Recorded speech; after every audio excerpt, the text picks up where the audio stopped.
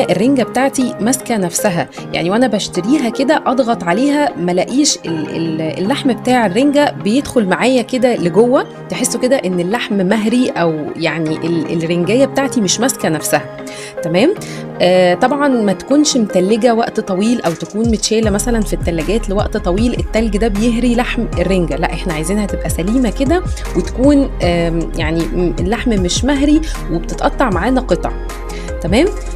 كمان الرنجة اللي بتكون مبطرخة بتبقى باينة، يعني البطن بتاعتها بتبقى باينة ان هي فيها بطارخ، للناس اللي بتحب الرنجة فيها بطارخ. تمام كده. طيب انا اول حاجة همسك الرنجة بتاعتي انضفها.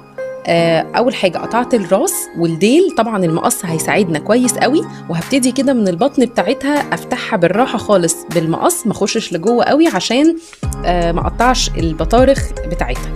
تمام. طبعا هشيل